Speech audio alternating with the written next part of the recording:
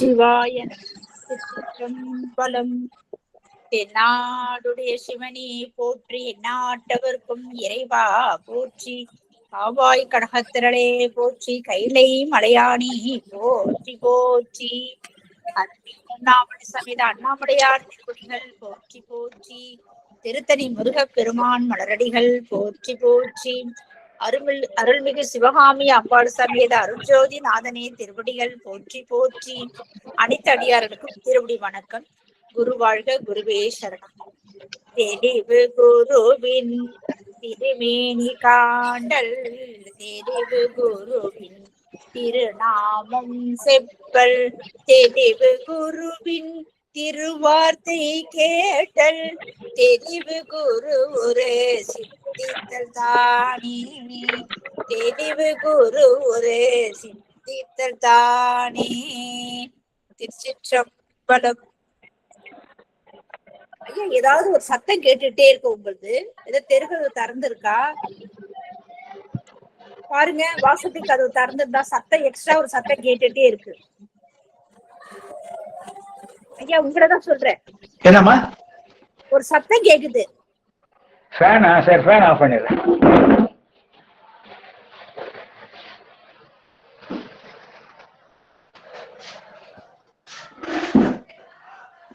Fan நிறுத்தியாச்சுமா? நிறுத்திட்டீங்களா? சரிங்க. சரி, ஆரம்பிக்கலாங்கய்யா. நீங்க நானூத்தி பாடி ஆரம்பிக்கலாங்கய்யா. சரிம்மா. திருச்சிற்றம்பலம்.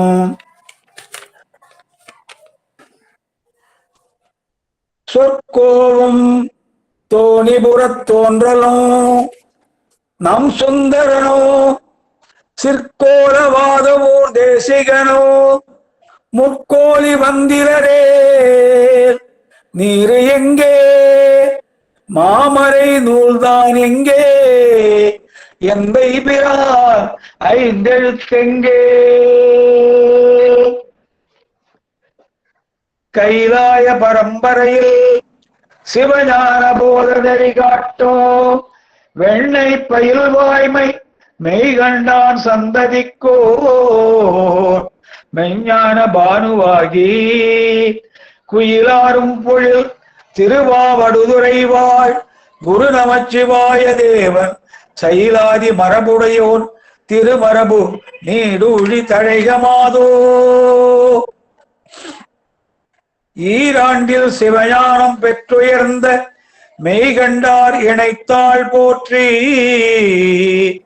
நாராண்ட பல் அடியார்க்கு அருள் புரிந்த அருள் நந்தி நற்றாள் போற்றி, நீராண்ட கடந்தை நகர் மறையான சம்பந்தர் நிழத்தாள் போற்றி, சீராண்ட தில்லை நகர் உமாபதியார் செம்பதும திருத்தாள் போற்றி,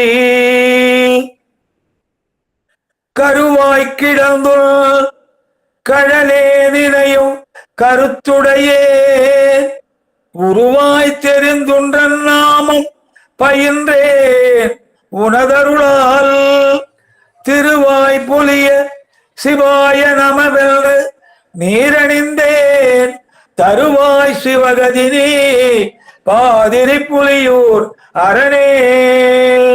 திருச்சிற்றம்பலம்.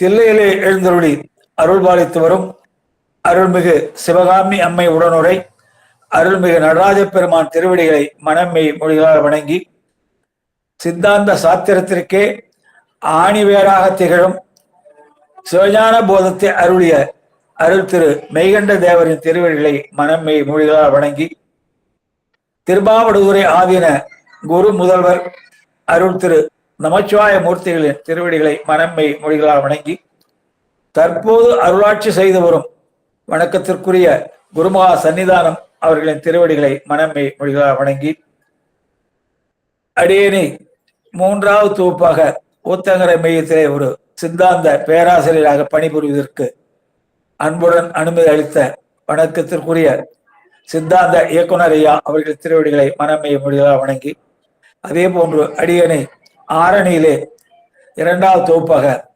திருமுறை பேராசிரியராக பணி செய்வதற்கு அனுமதி அளித்த வணக்கத்திற்குரிய திருமுறை இயக்குனர் ஐயா அவர்களின் திருவடிகளை மனம்மை மொழிகளால் வணங்கி, இந்த அமைப்பை சிறப்பான முறையிலே நடத்தி கொண்டு வரும் வணக்கத்திற்குரிய பிரேமா அம்மையாருடைய திருவடிகளை வணங்கி அவரோடு தோளாக தோள் நின்று இந்த ஒரு அமைப்பை எவ்வித தொழிலும் இல்லாமல் ஒவ்வொரு நாளும் ஒரு ஒரு அறிஞர் பெருமக்களை வைத்து பல பல விஷயங்களை சிந்தித்துக் கொண்டு வருகிற அடியாறு பெருமக்களின் திருவடிகளை மனமை மொழிகளால் வணங்கி இப்போது நாம் ஆணவம் என்ற தலைப்பிலே நாம் சிந்திக்க இருக்கிறோம். மொத்தம் இருப்பது 3 பொருள்கள் தான், பதி, பசு, பாசம். அதனால்தான் எல்லா சாத்திர நூலும் இந்த 3ஐ பற்றி தான் பேசுகின்றன. ஏன்னா உலகத்துல இந்த 3 தான் இருக்குது. பதி என்றால் இறைவன், பசு என்றால் உயிர்கள், பாசம் என்றால் ஆணவம், கண்மம், மாயை. இந்த 3ஐ பற்றி தான் எல்லா சாத்திரங்களும் பேசுகின்றன. அந்த வகையிலே நாம் சித்தாந்த தெளிவில் என்ற தலைப்பின் கீழே சில வாரங்களிலே பதியை பற்றிய செய்திகளையும் சில வாரங்களிலே பசுவை பற்றிய அடிப்படை செய்திகளையும் சிந்தித்தோம். இன்றைக்கு பெருமானுடைய அருளாலே நாம் ஆணவம் என்ற தலைப்பில் சிந்திக்க இருக்கிறோம். பாசங்கள் 3 என்று சொன்ன அதுல முதல்ல நிற்கிறது ஆணவம் தாங்க. அதுதான் எல்லாத்துக்குமே ஆணிவேர். நம்முடைய அனைத்து துன்பங்களுக்கும் காரணம் ஆணவம் தான். மாயையின் காரியம் பருமையானவை. ஆணவம், கண்மம், மாயை 3 இருக்கு. இதுல மாயைன்னா நம்முடைய இந்த உலகத்துக்கு அதுதான் ஒரு மூலப்பொருள் மாயை. அதனுடைய காரியங்கள் நமக்கு கண்ணுக்கு தெரியும். எல்லாமே தனு கரண போன போகங்கள், உலக பொருள்கள், உலகத்தில் உள்ள அனைத்து பொருளும் மாயை தான். ஆகவே எல்லா மதங்களும் மாயையை ஒத்துக்கொள்கின்றன. ஏன்னா மாயை ஆற்றலா இருக்கு, சட ஆற்றல். ஆனால் அது விரியும் போது, காரியமாக விரியும் போது தனு கரண போன போகங்களா வருது நமக்கு. மற்ற உலக பொருள்களை அனைத்துமே மாயையா வர்றதுனால எல்லா சமயங்களும் மாயையை ஒத்துக்கொள்கின்றன. அதுல எந்தவித வேறுபாடும் இல்லை. எல்லா சமயங்களும் மாயையை ஒத்துக்கொள்கின்றன. கர்மம் மாயை போல அவ்வளவு சுலபமாக ஒத்துக்கொள்ள முடியாத காரணம். ஏனென்றால் கர்மம் எப்படி செயல்படுதுன்னா எண்ணம் சொல் செயலாலதான் கர்மம் நிகழுது. ஒரு செயலை மனதுக்குள்ளே நினைத்தால் அது வினை, ஒரு சொல்லை வாயாலே சொன்னால் அது வினை, ஒரு செயலை உடம்பாலே செய்தால் அது வினை. ஆகவே ஒருவர் மனதுக்குள்ளே தீயது நினைக்கிறாரா நல்லது நினைக்கிறாரா என்பதை நம்மால் அறிய முடியாது. நம்மோடு பழகி கொண்டிருப்பார், ஆனால் நம்மோடு இருப்பவர் நம்மை பற்றி என்ன நினைக்கிறார் அவர் மனதிலே என்பது நமக்கு தெரியாது. அது அவர் வெளிப்படுத்தினால்தான் நமக்கு தெரியும். ஆகவே இந்த கர்மம் எண்ணம் சொல் செயல் 3ஆலும் நடக்குது. ஆனாலும் கூர்ந்து நோக்கினால்தான் கர்மம் இருப்பு நமக்கு புரியும். அது செயலா வெளிப்படும் போதுதான் கர்மம் நமக்கு புரியும், அதனுடைய இருப்பு புரியும். ஒருவரை நாம் வெறுப்பு பேச்சு பேசுகிறோம் அல்லது ஒருவரை உடலால துன்பப்படுத்துகிறோம் என்ற போது அந்த நேரத்தில் அந்த கர்மம் செயலாக நமக்கு தெரியும். இதை விட அதிசூக்குமமானது ஆணவம். ஏனென்றால் இது பொருளால் ஒன்றுதான், அருவமானது, உணரவே முடியாது. அதனால சைவ சமயம் தவிர மற்ற சமயங்கள் ஆணவத்தை ஒத்துக்கொள்ள. நம்ம சைவ சமயம்தான் ஆணவம் என்ற ஒரு பொருள் இருப்பதாக ஒத்துக்கொள்கின்றன. மற்ற மதங்கள், அனைத்து மதங்களுமே ஆணவம் என்ற பொருளை ஒத்துக்கொள்வதில்லை. ஏனென்றால் அது நமக்கு பிடிபடவில்லை. ஆனால் நம்ம ஒத்துக்கொள்கிறோம். இந்த ஆணவ மல உண்மை இறைவன் திருவுருளால் தான் நம்ம உணர்ந்து கொள்ள முடியும். அது நம்மோடையே டிராவல் பண்ணின்னு வருது. நம்ம எடுக்கும் அனைத்து பிறவிகளும் நம்மோட கூடயே வந்து கொண்டிருக்கு. பொருளாக ஒன்றுதான், ஆனா பல பல உயிர்களை அந்த உயிரினுடைய அறிவு இச்சை செயல்களை மறைச்சிடும், அழிக்காது. உயிர்களின் அறிவு இச்சை செயல்களை அழிக்காது ஆணவம், மறைத்து விடும். அதான் ஆவாராக சக்தின்றாங்க. அது ஆணவத்துடைய ஆவாராக சக்தினா உயிரினுடைய அறிவு இச்சை செயல்களை எல்லாம் மறைச்சிடும். இது எப்ப நடக்குதுன்னா நம்ம முதல்ல கேவலத்துல இருக்கிறோம். இந்த உயிரெல்லாம் கேவலத்துல இருக்கு. தனிமை, கேவலம்னா தனிமை. அதுல ஆணவத்தான் நம்ம கூட இருக்கு, வேற யாருமே இல்லை. இறைவன் நம்ம கூட இருக்கார், கேவலத்திலும் இருக்கார் நம்ம கூட. ஆனால் ஆணவத்தின் இருப்பால நாம் இறைவனுடைய இருப்பை உணர முடிவதில்லை. ஆகவே அதை போக்கத்தான் நமக்கு பிறப்ப தருகிறார் பெருமான். இந்த ஆணவ மல நீக்கத்தை கொண்டு வரத்தான் நமக்கு சகல நிலைக்கு கொண்டு வருகிறார். கேவலத்தில இருந்து நம்மை சகல நிலைக்கு கொண்டு வருகிறார். கொண்டு வந்து நம்முடைய வினைக்கு ஏற்ப நமக்கு தனு கரண போன போகங்களை கொடுக்கிறார். எப்பொழுதுமே நம்ம வினைக்கு ஏற்பத்தான் உடல் கொடுப்பார். அவருடைய இஷ்டத்துக்கு எந்த உடலோ கருவிகளோ நமக்கு கொடுப்பதில்லை. பூர்வ ஜென்ம வினை என்பது நமக்கு இருக்கு. அந்த வினைக்கு ஏற்ப நமக்கு அந்த தனு கரண போன போகங்கள். தனு என்றால் உடல், கரணம் என்றால் கருவிகள், வெளியே இருக்க கருவிகள், உள்ளே இருக்க கருவிகள். புவனம் என்றால் வாழக்கூடிய உலகம், போகம் என்றால் நாம் அனுபவக்கூடிய இன்ப துன்பங்கள். இது உயிருக்கு என்ன குணம்னா அறிவு தான் உயிரின் குணம். உயிருக்கு என்ன குணம்னா அறிவு தான் உயிரின் குணம். ஆனால் அந்த உயிர் எப்பொழுதுமே அறிவோடு செயல்படுவதில்லை. நமக்கு இயற்கையான குணம் அறிவு தான். ஏன்னா ஒரு பொருள் என்றால் ஒரு குணம் இருக்காது. அந்த மாதிரி நம்முடைய உயிருக்கு என்ன குணம்ன்றா அறிவு தான் அதுக்கு உயிர் உள்ள இயற்கையான குணம். ஆனால் நம்ம எப்பொழுதும் அறிவோடு செயல்படுவதில்லை. சில சமயங்களிலே பொருளை தவறாக உணர்கிறோம். ஏகதேசமாக ஏகதேசம்னா ஒரு குறிப்பிட்ட சின்ன பகுதின்னு வச்சுக்கணும். ஒரு பொருளை மற்றொன்றாக மாற்றி அறிகிறோம். இப்படியாக நமக்கு அறிவு இருக்கு. இருந்தாலும் அனைவரும் ஒரு பொருளை ஒரே மாதிரியாக உணர்வதில்லை. ஏனென்றால் அவர்களை பிடித்திருக்கிற ஆணவ மனத்தின் வன்மை மென்மைகளுக்கு ஏற்ப நாம ஒவ்வொரு பொருளை நம்முடைய அறிவின் திறத்துக்கேற்ப ஆணவ மனத்தின் வன்மை மென்மைகளுக்கு ஏற்ப மாறி உணர்கிறோம், அல்லது ஏகதேசமா உணர்கிறோம், முழுமையா உணர்வு, இப்படி பல விதங்கள்ல உணர்கிறோம். ஆகவே எப்பொழுதுமே இந்த உயிருக்கு என்ன ஒரு இதுன்னா எப்பொழுதும் உலக விஷயங்கள் தான் ஆழ்ந்திருக்குது. தனுகரணம் கிடைத்த பிறகு எது கொடுக்குறார்? தனுகரணம் நமக்கு இந்த தனுகரண போன போகங்களை கொண்டு இந்த உயிரானது நல்ல செயல்களை செய்து இறைவன் திருவடி அடைய வேண்டும் என்பதுதான் அவருடைய விருப்பம். ஆனால் இந்த தனுகரணை பெற்ற பிறகு நம்ம உயிரானது வேற வழியிலே போயிடுது. தனுகரணை பெற்று பதி பசு பாச உண்மைகளை தெரிந்து நாம் இறைவன் திருவடியை அடைய முயற்சிக்க வேண்டும். ஆனால் இந்த உயிரானது என்ன பண்ணுதுன்னா இந்த தனுகரண போன போகங்கள் கிடைச்சதும் அதை கொண்டு உலக இன்பங்களிலே முழுக ஆரம்பிச்சது. ஏனென்றால் இந்த உலகத்துக்கு நாம் எதற்காக வந்திருக்கிறோம், என்ன நாம் செய்ய போகிறோம் என்பதெல்லாம் உணர்வதே இல்லை. நாம் ஒரு விலங்குகளை போலதான் வாழறோன்றாங்க பெரியவங்க. நம்ம எல்லாம் விலங்கு வாழ்க்கை தான் வாழறோம். விலங்குகள் தூங்குகின்றன, உணவு உண்கின்றன, இனப்பெருக்கம் செய்கின்றன. இது மூணு தான் நம்மளும் செய்யறோம். எப்படி ஒரு விலங்கு எந்த வித குறிக்கோளையும் இல்லாமல் ஒரு வாழ்க்கையை வாழுதோ அது மாதிரி வாழ்க்கை தான் கிட்டத்தட்ட நம்ம 90% மக்கள் வாழ்ந்து கொண்டிருக்கிறோம்னு சொல்றாங்க. ஏனென்றால் கிடைத்த தனுகரண போகங்களை நல்ல வழியிலே பயன்படுத்தாமல் உலக ஆதாய வழியில பயன்படுத்துறதுனால நம்முடைய வாழ்க்கை இப்படி அமையுது. அதனால அப்பர் பெருமான் என்ன சொல்றார், நம்ம வாழ்க்கை வீணா போயிடுறார். பாலனாய் கழிந்த நாளும் பனிமலர் கோதை மார்தம் மேலனாய் கழிந்த நாளும் மெலிவோடு மூப்பு வந்து கோலனாய் கழிந்த நாளும் குறிக்கோள் இல்லாது கெட்டேன் சேலுமா பழனவேலி திருக்கொண்டி சரத்துளானே என்றார். கால்பாக வாழ்க்கை பால்ய வயதிலே போயிடுது. 25% வாழ்க்கை பள்ளிக்கூடம் படிப்பா அப்படி பால்ய வயதிலே போயிடுது. அடுத்த 25% வாழ்க்கை குடும்ப வாழ்க்கையிலே போயிடுது. இப்ப முதுமை வந்துடுது. ஆனா இப்ப நம்ம என்ன பண்றோம், இப்ப இனிமே கடவுளை அடைவதற்கு முயற்சி செய்ய வேண்டும் என்பது முயற்சிப்பதற்காக சில முயற்சிகளை மேற்கொள்கிறோம்.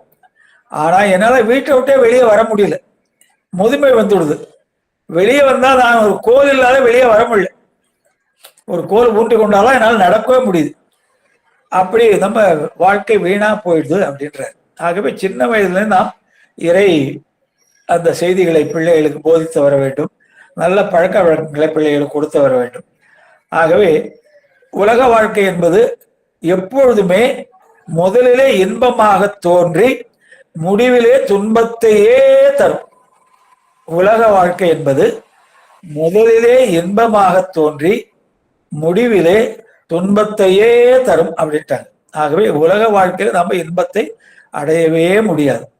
இப்போ நாம் அடைகிற இன்பம் எல்லாம் க்ஷண நேர இன்பங்கள். அந்தந்த நேரத்துக்கு ஏதோ ஒரு நமக்கு உள்ளது கிடைக்குது, அதை வைத்துக் கொண்டு வாழ்கிறோம். உண்மையான இன்பம் என்பது இறைவனுடைய திருவடி தான். அதுதான் உண்மையான இன்பம், பேரின்பம். அதை நாம் அடைய முயற்சிக்க வேண்டும். ஆகவே நம்ம ஒரு பொருளை முதல்ல பொதுவாக தான் அறிகிறோம். அது உயிருக்கு என்ன தன்மைன்னா எல்லா பொருளையும் படிப்படியாக தான் அறியும். எதையுமே ஒரே நாள்ல உடனே எல்லாத்தையும் அறிஞ்சு கொள்ளாது. ஒரு வகுப்புல 40 மாணவர்கள் இருந்தா ஆசிரியர் ஒரே ஆசிரியர் தான் பாடம் எடுப்பார். ஆனா எல்லா மாணவர்களும் ஒரே மாதிரி புரிந்து கொள்ள மாட்டார்கள்.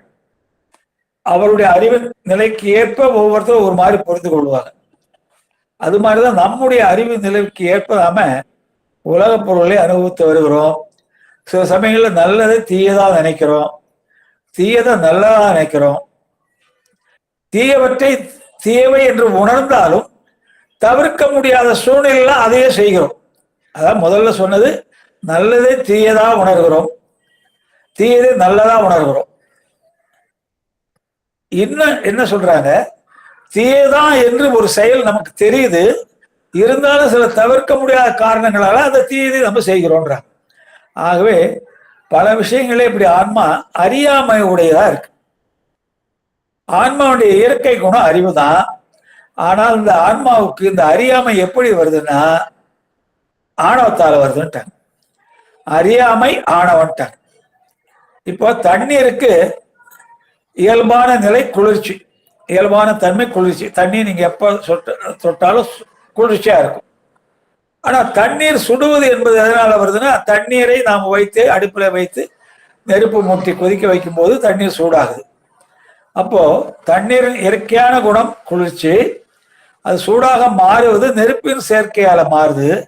அதுபோன்று ஆன்மாவின் இயற்கையான குணம் அறிவு, அது அறியாமைக்கு உட்படுவது ஆணவம் என்ற ஒரு பொருளால அது அறியாமைக்கு உட்படுது.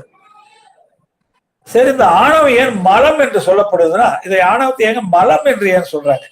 இது ஏன் மலம் என்று சொல்லணும்னா, ஒரு பொருள் தன் இனத்துடன் சேர்வதுதான் எப்பவுமே நியாயமானது.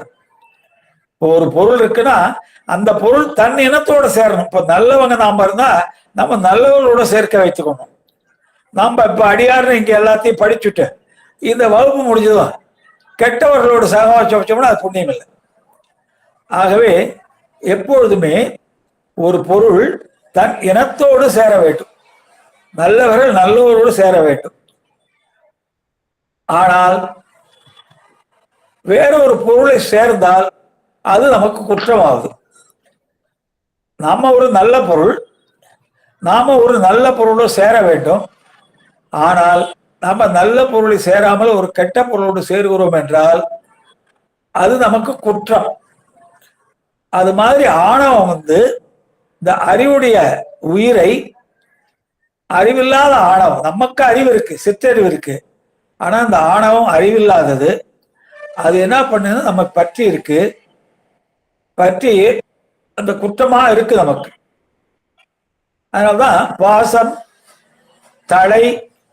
தடை அப்படின்றாங்க. கையில எப்படி ஒரு குற்றவாளியை விலங்கு போட்டு அவன் செயல்பட முடியாதோ, அது மாதிரி இந்த ஆணவமானது நம்ம அறிவு இச்சை செயல்களை மூடிடுது, கட்டி போட்டுடுது. உயிர் அறிவை தடை செய்வதாலே தடை நம்ம முன்னேற விடாமல் பந்திக்குது. இது ஆன்மாவுடைய அறிவை மறைத்து விடுது.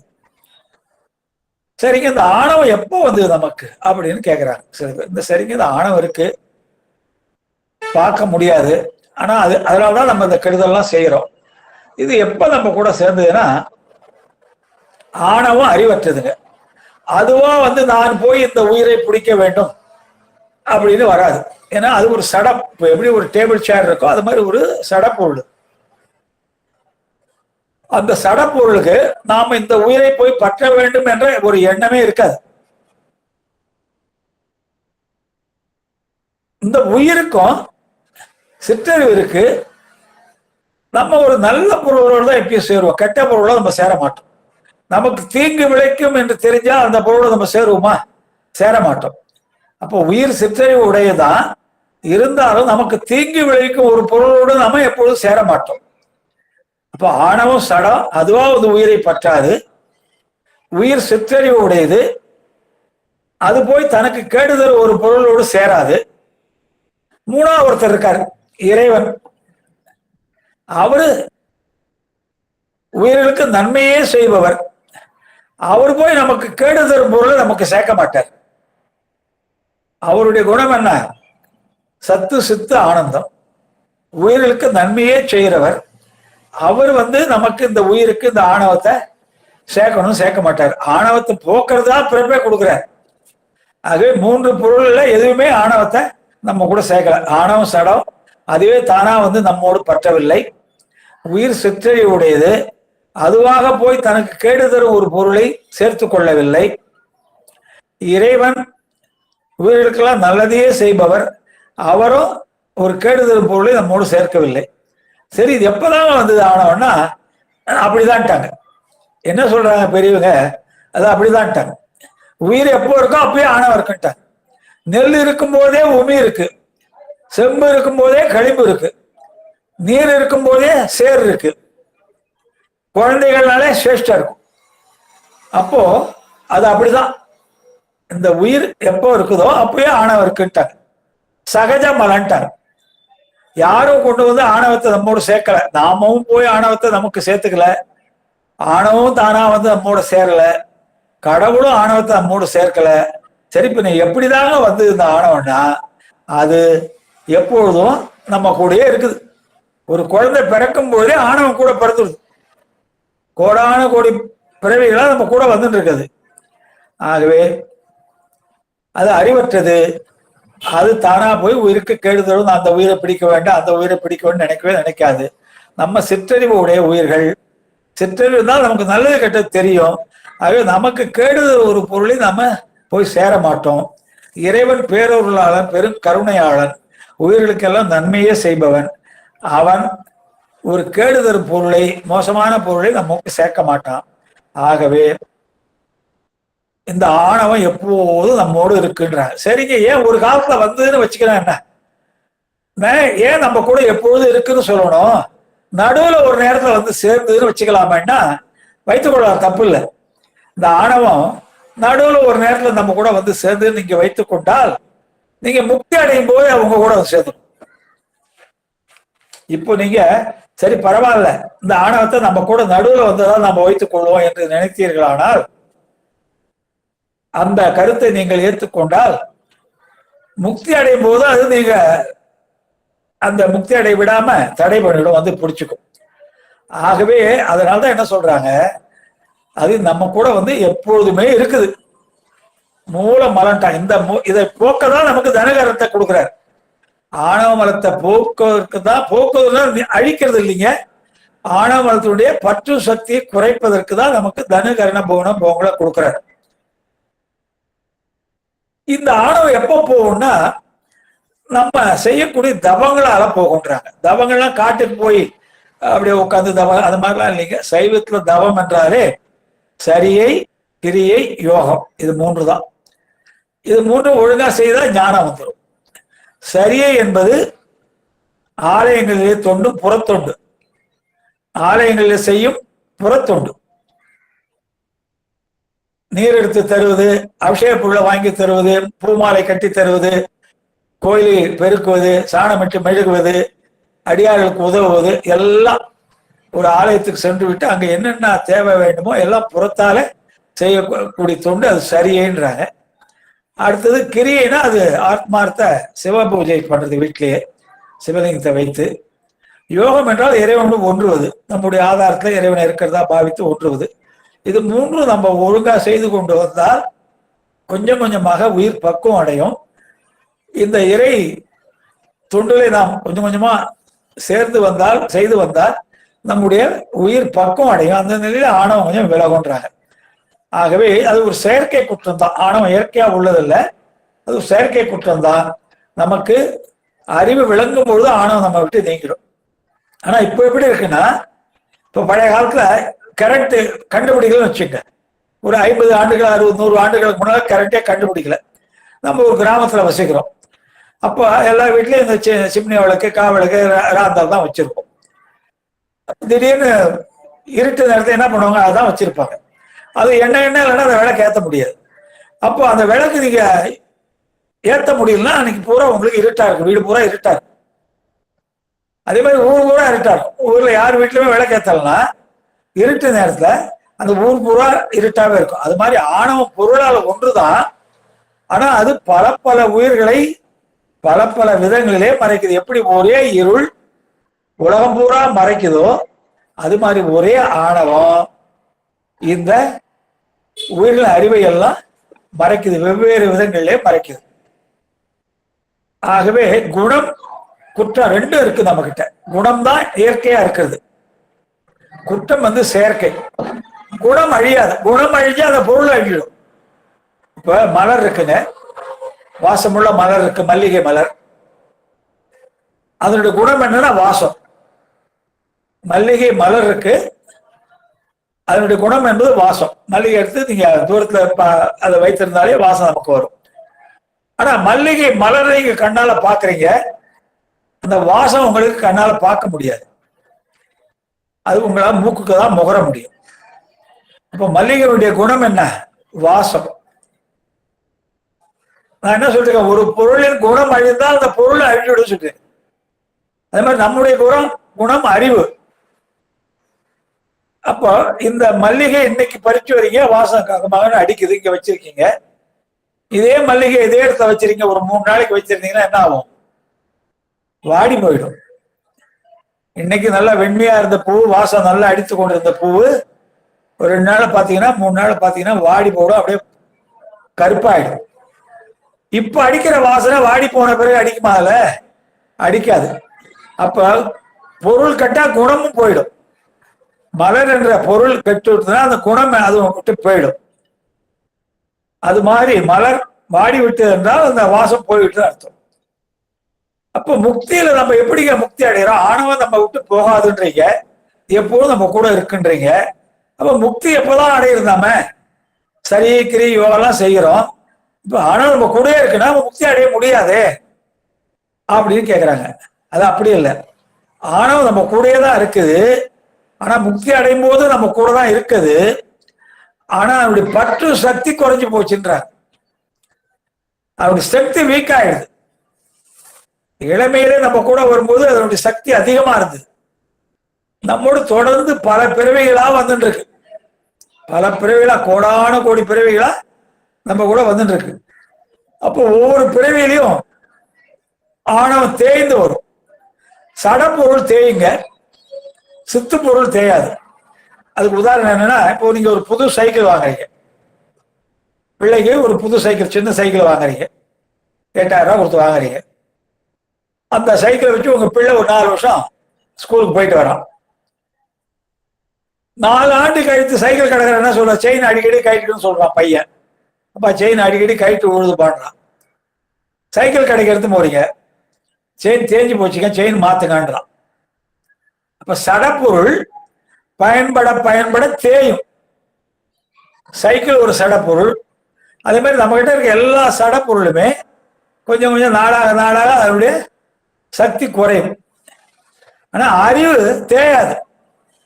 உதாரணமா நான் பெண்ணாடத்துல முதல் தொகுப்பு எடுத்தேன். அப்போ என்னுடைய அறிவு இருந்த தன்மைக்கும் இப்போ 3வது தொகுப்பு நான் ஊத்தங்கரில் எடுக்கிற தன்மைக்கும் எனக்கே நல்ல வேறுபாடு தெரியுது. அப்ப கண்ணை கட்டி காட்டுல விட்ட மாதிரி இருந்தேன். பெண்ணாடத்த சித்தாந்தம் எடுக்க முதல் தொகுப்பு 2019 போகும்போது சித்தாந்தம் படித்திருந்தாலும் என்ன சொல்றது, ஏது சொல்றது, எங்கிருந்து சொல்றது ஒண்ணுமே புரியல. ஏன்னா சித்தாந்தம் படிச்சிருக்கோம், இருந்தாலும் அது எப்படி சொல்றது, எந்த கருத்தை முதல்ல சொல்றது, எதை பின்னால சொல்றது என்றெல்லாம் ஒன்றுமே புரியல. ஏதோ கஷ்டப்பட்டு சமாளிச்சு அந்த தொகுப்பு முடிச்சேன். அப்போ அதுக்கு அடுத்த தொகுப்பு கொஞ்சம் இம்ப்ரூவ் ஆச்சு. ஊத்தங்கரை 2வது தொகுப்பு, இப்போ 3வது தொகுப்பு எடுத்துட்டு இருக்கேன் ஊத்தங்கரை. இப்போ அந்த குறிப்பு பார்க்கலே, ஓ இதுக்கு தான் சொல்லணும், இதுக்கு அப்படி சொல்லணும், இந்த உதாரணத்தை இங்க சொல்லணும் அப்படின்ற ஒரு நாலேஜ் எனக்கு தனியா வந்துடுது.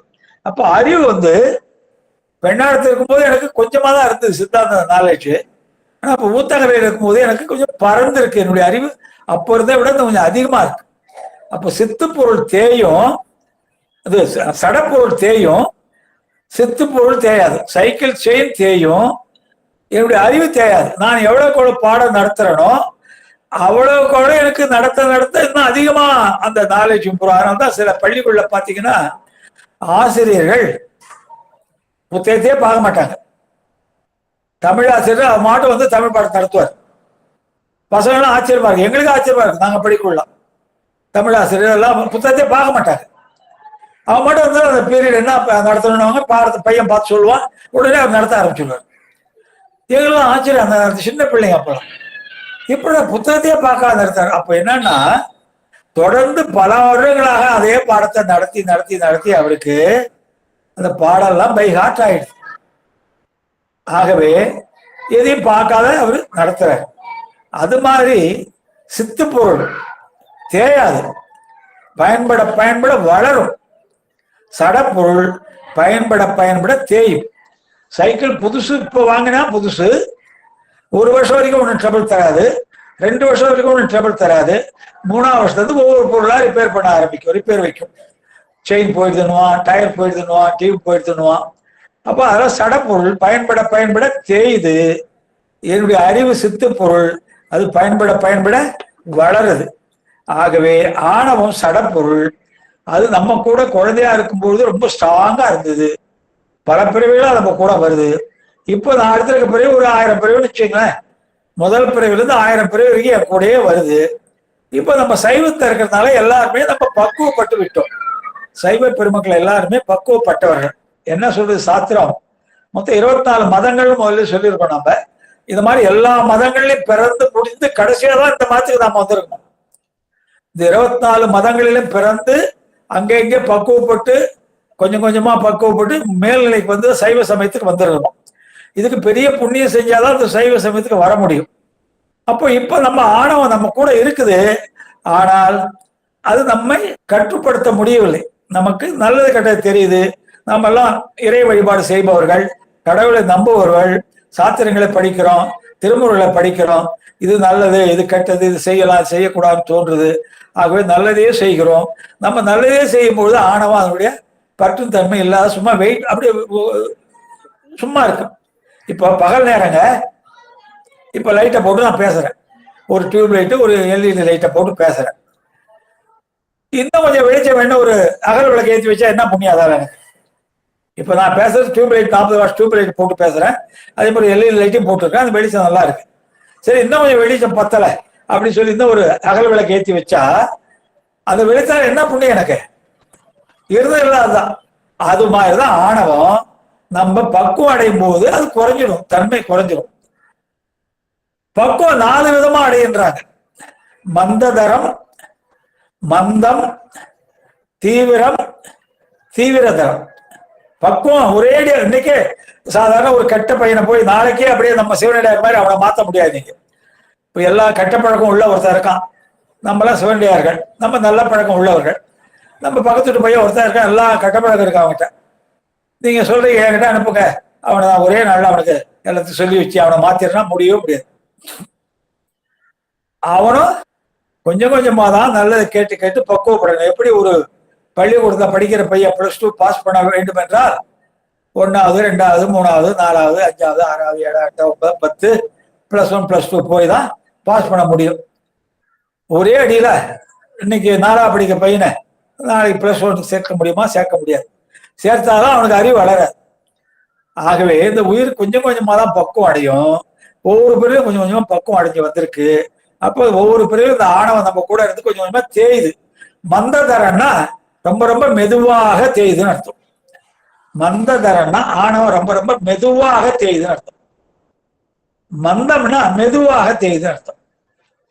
மந்ததரம்னா மெதுவா மெதுவா மிக மிக மெதுவாக, டெட் ஸ்லோ. மந்தம்னா ஸ்லோவா தேயுது. தீவிரம்னா கொஞ்சம் வேகமா தேயுது. தீவிரதரனா ரொம்ப சீக்கிரமா தேஞ்சின்னு போகும். இது 4 எப்படி சொல்றாங்கன்னா, இந்த சரி கிரியை யோகம் ஞானம் செய்யக்கூடாது 4 வருமா. சரியில நீங்க இருக்கும்போது உங்க பக்குவம் மந்த தரத்துல இருக்கும். சரிய வழிபாட்டுல புறத்தொண்டிலே நீங்க செய்து கொண்டு இருந்தீர்களானால் உங்களுக்கு அந்த ஆணவ மல பரிபாகம் ஆணவம் தேடுறதெல்லாம் மந்த தரத்துல இருக்கும். அதுக்கு மேல்படி கிரியைக்கு வந்தீங்கன்னா சிவ பூஜை வீட்டிலே செய்ய ஆரம்பிச்சீங்கன்னா உங்க அந்த ஆணவமனம் தேயுது மந்தத்துக்கு வந்துடும், கொஞ்சம் மெதுவா தேயும். அங்க ரொம்ப டெஸ்லோவா இருந்தது, இப்ப கொஞ்சம் மெதுவா தேயுது. அடுத்து யோகத்துக்கு வந்தீங்கன்னா இந்த கொஞ்சம் அட்வான்ஸ் ஆகிடுறீங்க. அப்போ உங்களுக்கு ஆணவம் தீவிரமா வேகமா தேய ஆரம்பிக்கும். இது 3 செஞ்சா உடனே உங்களுக்கு இருவினை ஒப்பு வந்துடும், மன பரிபாக ஆயிடும். இருவினை ஒப்புனா 2 வினைகள் சமமாவது அல்ல. நல்லதோ கெட்டதோ எது வந்தாலும் ஈஸ்வர பிரசாதம். இன்பம் வந்தால் துள்ளி குதிக்காதே, துன்பம் வந்தால் தோண்டு போகாது. தீதும் நன்றும் பிறர் தர வாரன்ன மாதிரிதான் அந்த மனப்பான்மை வரும். எது வந்தாலும் நமக்கு நாம ஏதோ ஒரு பிறகு நல்லது செஞ்சிருக்கோம், அதுக்கு பெருமான் இப்ப நல்லது கொடுக்குறார் அப்படின்ற அடக்கத்தோடு அனுபவிச்சிடணும். நாம ஏதோ ஒரு பிறகு கெட்டது செஞ்சிருக்கோம், அதுக்கு பெருமான் நமக்கு கெட்டதை கொடுக்குறாருன்னு அதையும் அடக்கத்தோடு அனுபவிச்சிடணும். அப்படி அனுபவிக்கும் பொழுது பக்குவம் வந்துடும். நல்லதுலையும் கெட்டதுலையும் பக்குவம். இந்த பிரசாத புத்தின்றது நான் ஒண்டிதான் சொல்லி வரேன். எந்த சித்த திருவாவூர் ஆதியத்தில் இருக்க 100 பேராசிரியர்ல இந்த பிரசாதி புத்தி என்ற ஒரு செய்தியை நான் மட்டும்தான் சொல்லி வரேன். இன்னைக்கு கோயில்ல நீங்க என்ன பண்ணுவீங்க, கோயிலுக்கு போக கூட அர்ச்சனை பண்றதுக்காக தேங்காய் வாங்குவீங்க, வெத்தலை வாங்குவீங்க, பழம் வாங்குவீங்க, கற்பூரம் வாங்குவீங்க, வத்தி வாங்குவீங்க, எல்லாம் வாங்குவீங்க. கோயில கொண்டு போய் உங்க பேரை சொல்லி அர்ச்சனை பண்ணிட்டு வருவீங்க பெருமானுக்கு. குருக்கள் என்ன பண்ணுவாரு, அர்ச்சனை முடிஞ்சு இந்தாங்க தேங்காய்னு தருவாரா, இந்தாங்க வாழைப்பழம் தருவாரா, இந்தாங்க பிரசாதம் தருவாரு. இப்ப நீங்க வாங்கும் போது அதுக்கு பேர் வெவ்வேறு, தேங்காய், வெத்தலை பாக்கு, கற்பூரம், வத்தி, பழம் அப்படின்னு பேரு. எப்பொழுது அது பெருமான் திருவடியில வைத்து சமர்ப்பணம் ஆகிவிட்டதோ, நைவேத்தியம் பண்ணப்பட்டு விட்டதோ, அது புனிதம் அடைந்து விடும். அதுக்கு பேர் என்ன வச்சிருவாங்க, பிரசாதம் ஆயிடும். உயர்வானது, பிரசாதம் என்றால் உயர்வானது ஆயிடும். அதை கொடுப்பார் குருக்கள், நீங்க வாங்கி கண்ணில் ஒத்திக்குவீங்க. அது மாதிரி பிரசாத புத்தி வேணும். எது வந்தாலும் ஈஸ்வர பிரசாதம். நல்லது வந்தா துள்ளி குதிக்க கூடாது, கெட்டது வந்தா தோண்டு போகக்கூடாது. கேடும் ஆக்கமும் கெட்ட திருவினார் ஓடும் செம்பனும் ஒக்கவே நோக்குவர் கூடும் அன்பினில் கும்பிடலே அன்றி வீடும் வேண்டா விரலின் விளங்கினார். இதான் இருவனுக்கு வந்தவருடைய சீவன் முக்தருடைய இயல்பு. பெரிய புராணம் சொல்லுது. கேடும் ஆக்கமும் கெட்ட திருவினார். கேடு வந்தாலும் தோண்டு போக மாட்டார்கள், ஆக்கம் நல்லது வந்தாலும் துள்ளி குதிக்க மாட்டார்கள். ரெண்டுமே கெட்டு போச்சு அவங்க கிட்ட. ஓடும் செம்பனும் ஒக்கவே நோக்குவார். ஒரு பொண்ணு கிடக்குது, அங்க ஒரு ஓடு கிடக்குது, 2 ஒன்னாதான் பார்ப்பாங்க. அப்புறம் பெருமான் நான் முத்தி கொடுக்குறேன்னு, எனக்கு வேண்டாம் பெருமானே, உன் முத்தியே வேண்டாம், உன்னை தினம் பார்த்து கும்பிட்டு கொண்டுதான் அதுவே போதும், எனக்கு அந்த பாக்கியம் இருந்தா போதும். மனித பிறவியே கொடுப்பா, அடுத்த பிறவியும். அப்பதான் நடராஜ பெருமானை உன்னை பார்த்து வணங்க முடியும். இந்த பூலோகத்தில் இருந்தால்தான் இந்த மாதிரி வழிபாடுலாம் செய்ய முடியும், இந்த மாதிரி தேவாரத்தெல்லாம் படிக்க முடியும், சித்தாந்த சாஸ்திரம்லாம் படிக்க முடியும். ஆக அடுத்த பிறவி மனித பிறவியா கொடுப்பா என்று வேண்டாங்க. கூடும் அன்பில் கும்பிடவே இல்லை, உன்னை கும்பிட்டுதான் போதும்பா, வீடும் வேண்டாம், முக்தி கூட வேண்டாம், அந்த நிலை வந்துடும். அதுதான் பிரசாத புக்தின்றது. ஆகவே அது எப்போ வரும்னா, நம்ம சரிக்கிரிய யோகெல்லாம் கொஞ்சம் கொஞ்சமா செய்ய செய்யதான் இந்த பக்குவம் கொஞ்சம் கொஞ்சமா வரும். சரியில நீங்க ஈடுபட்டு இருக்கும் போது கொஞ்சம் பக்குவம் அடைவீர்கள். அதை விட்டு கிரியை ஆத்மார்த்த சிவபூஜை செய்யும் போது இன்னும் கொஞ்சம் பக்குவம் அடைவீர்கள். அதை விட்டுட்டு யோகத்துக்கு போகும்போது இன்னும் கொஞ்சம் பக்குவம் அடைவீர்கள். இப்போ உங்களுக்கு இது 3 செய்து வரும்போது 3/4 பக்குவம் அடைஞ்சிடுவீங்க. அப்போ சத்தியபாத நிலைக்கு நீங்க தகுதி ஆயிடுவீங்க. அந்த நேரத்துல இறைவன் ஒரு குருவா வந்து வருவார் உங்களுக்கு. இன்னொன்னு எளிமையா சொல்றதுதான், நீங்க மந்த தரத்துல இருக்கும்போது இறை நினைவு 1/4 பாகம் இருக்கும், உலக நினைவு 3/4 பாகம் இருக்கும். நீங்க மந்த தரத்துல இருக்கும்போது இறை நினைவு 1/4 பாகம் இருக்கும், உலக நினைவு 3/4 பாகம் இருக்கும். அடுத்து மந்தத்துக்கு வரீங்க. நீங்க மந்த நிலையில இருக்கும்போது உலக நினைவு 1/2 பாகம் இருக்கும், இறை நினைவு 1/2 பாகம் இருக்கும். மந்த தரத்திலே இருக்கும்போது உலக நினைவு 1/4 பாகம் இருந்தது, இது இறை நினைவு 1/4 பாகம் இருந்தது, உலக நினைவு 3/4 பாகம் இருந்தது. அடுத்து மந்தத்துக்கு வரீங்க, கொஞ்சம் இம்ப்ரூவ் ஆகுது. அப்போ உலக இறை நினைவு அரைபாகம் இருக்கு, உலக நினைவு அரைபாகம் இருக்கு. அடுத்தது யோகத்துக்கு வரீங்க, தீவிரத்துக்கு வரீங்க. அப்போ இறை நினைவு 3/4 பாகம் வந்துடுது உங்களுக்கு, உலக நினைவு 1/4 பாகம் தான் இருக்கு.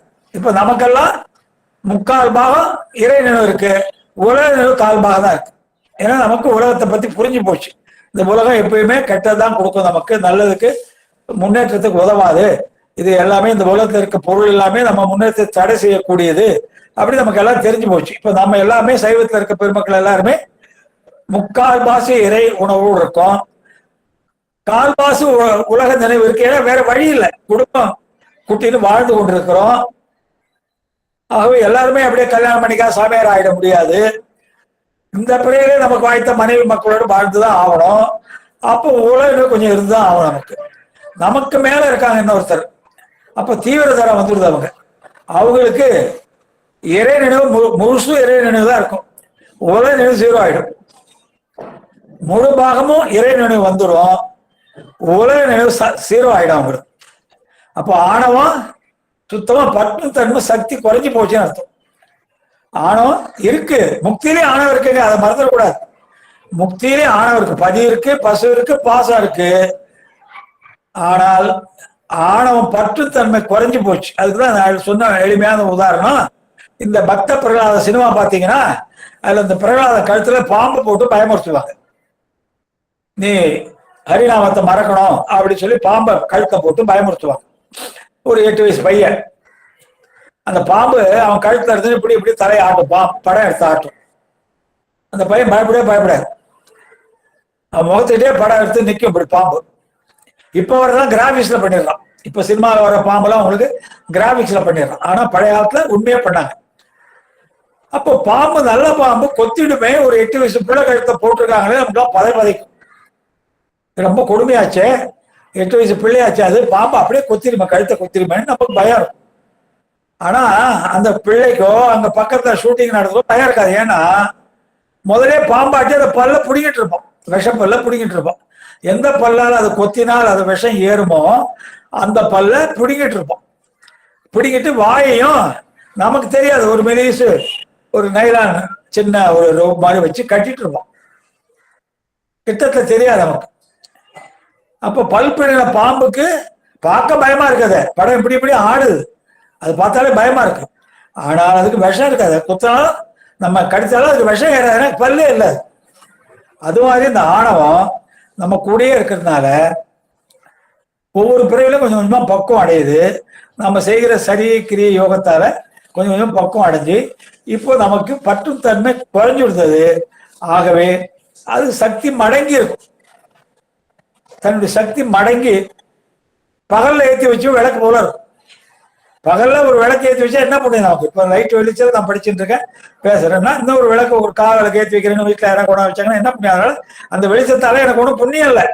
அது மாதிரி ஆணவம் இருந்தாலும் நமக்கு ஒன்றும் செய்யாது, முக்தி நிலையிலும் தன்மை கெட்டு இருக்கு. ஆகவே ஆணவம் அழியாது, முக்தின்னு இருக்கும். நெல் தோன்றும் போதே உமி இருக்குது, செம்பு இருக்கும் போதே களிம்பு இருக்கு. அதுபோல ஆணவம் உயிரோடு எப்போதும் இருக்குது. இந்த ஆணவத்தை போக்குறதுக்கு தான் நமக்கு பிறவியை கொடுக்கிறாரு. ஆணவத்தை போக்க தான் நம்மளுக்கு மாயிலிருந்து தனுகரண புவன போகங்களை கொடுக்கிறாரு. உடலை பெற்ற பிறகு நம்ம விருப்ப விருப்பால செயல்களை செய்ய ஆரம்பிக்கிறோம் ஆணவத்தால. ஆகவே அதனாலதான் மூலமலன்றாங்க. ஆணவத்தை மூலமலம், நம்முடைய உடம்பு தோன்றுவதற்கு மூல காரணமா இருக்கு. சரி, ஏங்க தனுகரண போகங்களை கொடுக்கணும் இறைவன், கொடுக்காம இருக்கலாம், அப்ப கொடுக்கலாம், ஒன்றும் இம்ப்ரூவே இருக்காது உங்களுக்கு. நமக்கு இறைவன் தனுகரண போகங்களை கொடுக்கலன்னா நீங்க ஆணவத்தே இருக்க வேண்டியதுதான், அப்படியே கிடக்க வேண்டியதுதான். சேத்துல ஒரு நகையை போட்டீங்கன்னா அந்த சேத்துல உள்ளே கிடக்குதுல்ல, அது மாதிரி நீங்க அது மாதிரி வாழ்நாள் பூரா கிடக்க வேண்டியதுதான். அதனாலதான் நமக்கு பக்குவம் அடையதான் நமக்கு ஆணவத்தை உயிருக்கு தனுகரண போக கொடுக்கிறார்.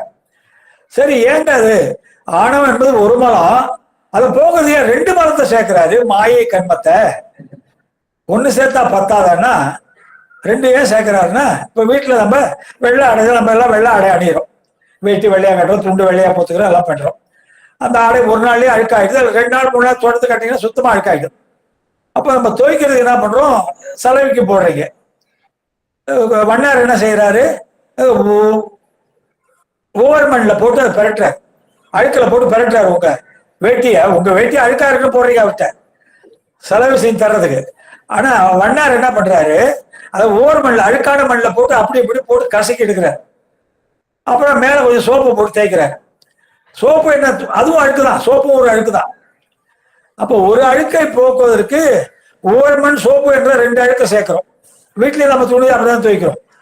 முதல்ல சோப்பு போட்டு கொஞ்சம் தேய்ச்சிடுறோம், அப்புறம் ஊற வைக்கிறோம், இன்னும் கொஞ்சம் சோப்பு போட்டு தேய்க்கிறோம்.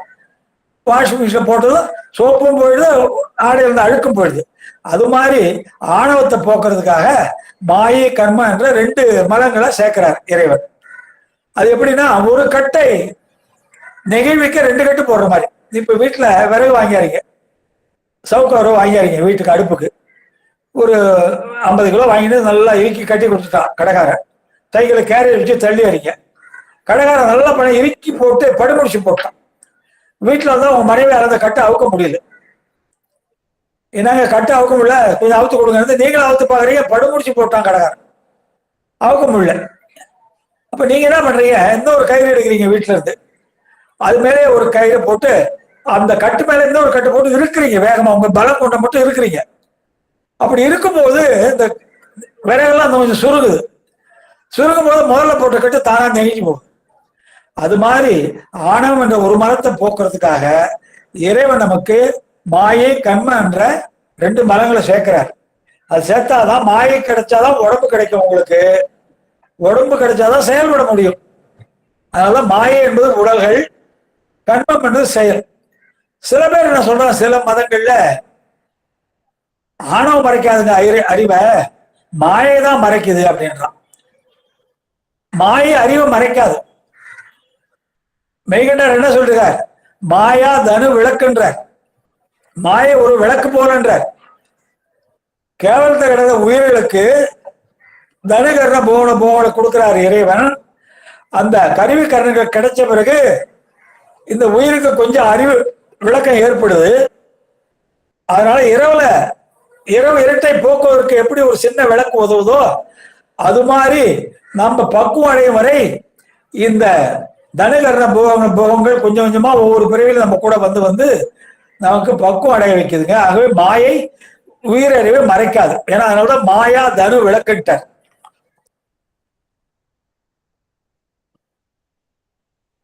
சில மதத்தார் சொல்றாங்க ஆணவம் மறைக்காது, மாயை மறைக்கின்றான். அது நம்ம மறுக்கிறோம். மாயை அறிவை விளக்கும், அது மறைக்காது.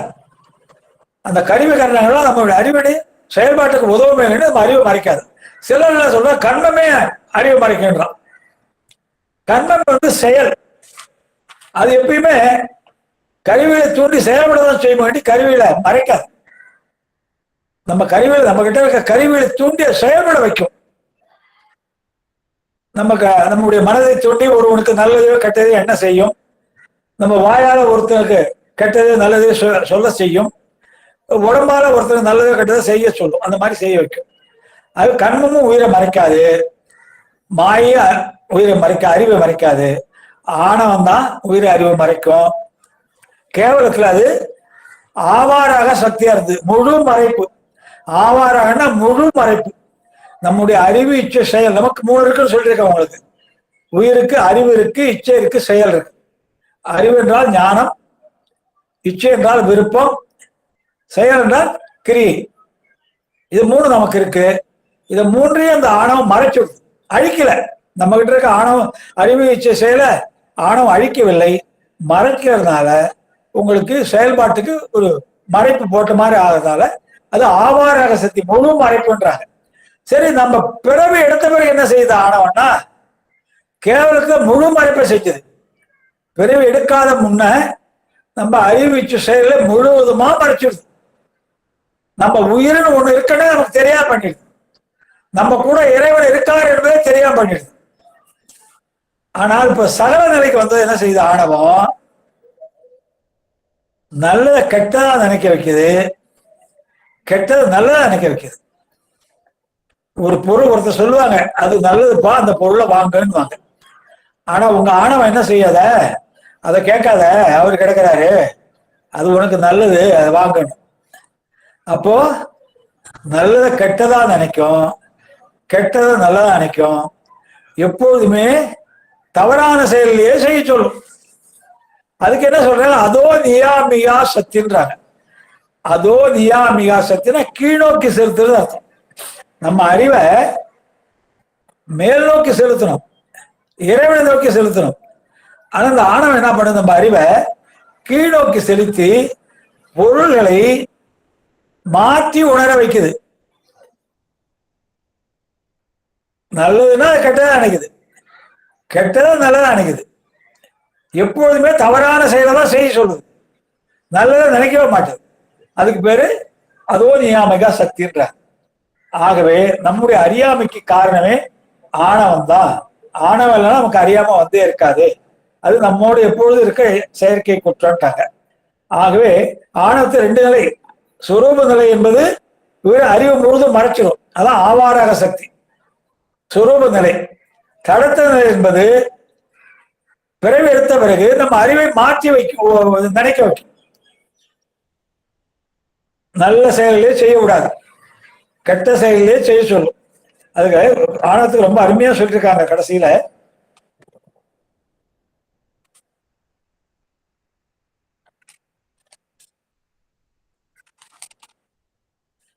எல்லா கேட்டுக்கு தான் காரணம்.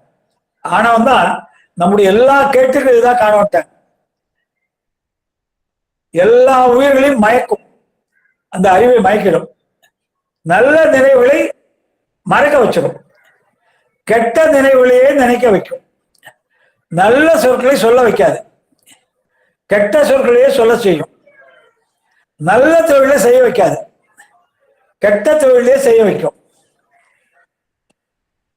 அப்படி யாராவது நல்லது செய்யணும்னு சொன்னாலும் அதையும் கேட்காது, கேட்காம கெட்டதே செஞ்சுட்டு இருக்கும்.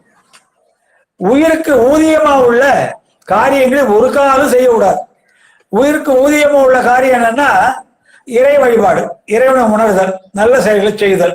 இதை ஒரு காலம் செய்ய கூடாது. ஆணவம் உயிருக்கு பயன் தரக்கூடிய செயல்களை செய்யவே கூடாது. மாறாக உயிருக்கு கேடு தருகிற செயல்களையே செய்ய வைக்கும். நல்ல அறிவை எந்த காலமும் கெடுத்துக்கொண்டே இருக்கும். நமக்கு இருக்க நல்ல அறிவை எந்த காலத்திலையும் கெடுத்துக்கொண்டே இருக்கும். எப்பொழுதும் பொல்லாத அறிவையே கொடுத்துருக்கும். இப்படி ஆணவத்தினுடைய தன்மையை சொல்றாங்க. ஆகவே ஆணவம் தான் நம்ம எல்லா கேட்டுக்கும் காரணம். இதுக்கு சேட்டை என்ன சொல்றாங்க? ஆணவத்துக்கு சேட்டையை ஒரு 7 சேட்டையா சொல்றாங்க. அது என்னன்னா மோகம். ஆணவ சேட்டைன்னா ஆணவத்துடைய அந்த கெட்ட குணங்கள். மோகம்னா காணும் அனைத்து பொருளையும் அடைய நினைப்பது. மோகம்னா பார்க்கிற பொருள் எல்லாம் எனக்கு வேணும்னு நினைக்கிறது. எந்த பொருளை பார்த்தாலும் அந்த பொருள் எனக்கு வேணும்னு நினைக்கிறது மோகம். மதம், அந்த பொருளை விட உலகத்துல வேற பொருளே இல்லைன்னு நினைக்கிறது.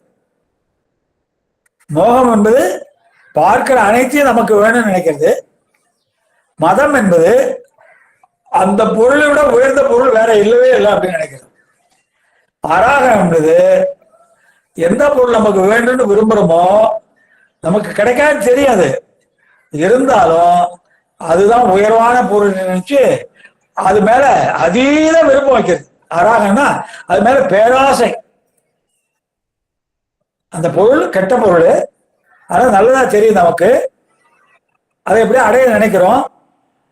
அதை அடைய நினைச்சா அது மேல ஒரே அதீத ஆசை வந்துடுது, பேராசை வந்துடுது. கவலை, அந்த பொருள் கிடைக்கலன்னா உடனே கவலைப்பட ஆரம்பிச்சோம். உண்மையிலே ஒரு கெட்ட பொருள், ஆனா அது ஆணவம் என்ன செய்யுது? நம்ம அது நல்ல பொருள் மாதிரி நம்ம நினைச்சு அது மேல ஆசை கொள்ள வைக்குது. அது கிடைக்காத போது நமக்கு கவலை வந்துடுது. அந்த பொருள் வந்து அந்த அடைஞ்சிடுறோம். அடைஞ்சு பிரிந்த பிறகு அந்த பொருள் போயிட்டே போயிட்டே அப்படின்னு கவலைப்படுறோம். வாட்டம், நம்மளை விட்டு அந்த பொருள் வந்துடுது, கொஞ்ச நாள் இருந்து திரும்பி போயிடுது. அதே நினைச்சு நினைச்சு கவலைப்படுறோம். வாட்டம்னா அதே நினைச்சு வாட்டினா வாட்டமா இருக்குன்னு கேட்கறோம் இல்லையா? என்னங்க ஒரே வாட்டமா இருக்கீங்கன்னா என்ன கவலையா, ரொம்ப கவலையா இருக்க. அந்த பொருள் நம்ம விட்டு போனதும் அதை விட்டு விட்டு நம்ம அதையே நினைச்சிட்டு இருக்குது. விசித்திரம்னா நம்ம கிட்ட இருக்க பொருள்லாம் நம்ம விட்டு ஒரு நாள் போகும் என்று நினைக்கிறதே இல்லை.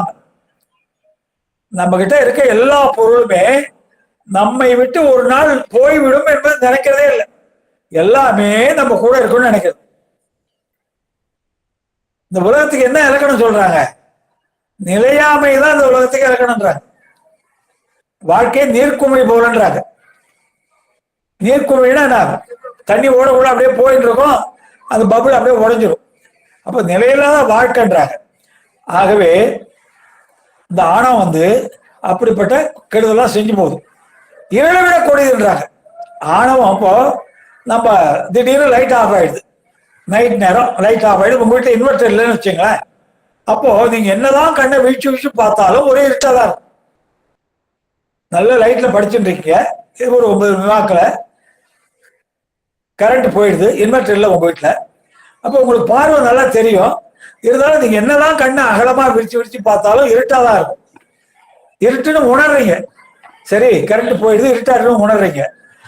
ஆணவம் இருக்கிறது உணரவே முடியாதான். ஏன் இருட்ட உணர்ற, ஆணவத்தை ஏன் உணர முடியலன்னா, இருட்டு கண்ணை மறைக்குது. அறிவால நம்ம இருட்டாயிடுது, லைட்டு நின்று போச்சு அதனால நமக்கு இருட்டாயிடுது என்று அறிவால நாம இருட்ட உணர்வுறோம். இங்க ஆணவம் என்ன பண்ணுது, நம்ம அறிவே மறைச்சிடுது, கண்ணை மறைக்கல. இருள் கண்ணை மறைச்சது, அறிவு நம்ம இருட்டுன்னு உணருது. ஆனா இந்த ஆணவம் நம்ம அறிவே மறைக்கிறதுனால நம்ம உணர முடியல. நம்ம செய்யற கெட்ட செயலையே நல்ல செயலையா நினைச்சிட்டு வரோம். யாராவது சொன்னா கூட நம்ம கிட்ட ஆணவம் இருக்குன்னு நம்ம ஒத்துக்கிறதே இல்லை. யாராவது விஷயம் தெரிஞ்சவங்க ஏதாவது சொன்னா கூட நம்ம ஒத்துக்கிறதே இல்லை, ஆணவம் நம்ம கிட்ட ஒத்துக்கிறதே இல்லை. அது எனக்கு தெரியுங்க சொல்லிருக்காங்க, தினம் ஒரு ஹவுஸ் நீங்க அந்த மது சாப்பிட்டீங்கன்னா உடம்பு நல்லா இருக்குன்னு சொல்லிருக்காங்க, எவ்வளவு சயின்டிபிக்கா ப்ரூவ் பண்ணிருக்காங்கன்னு. அது கெடுதல் சொன்னா கூட கேட்டுக்க மாட்டான், விஷயம் தெரிஞ்சவங்க சொன்னா கூட கேட்க மாட்டோம். ஏன்னா அதெல்லாம் ஆணவத்து சக்தி. இன்னொன்னு சொல்றாங்க, ரொம்ப மோசமான உதாரணம், கற்புடைய நங்கையை விட மோசமா.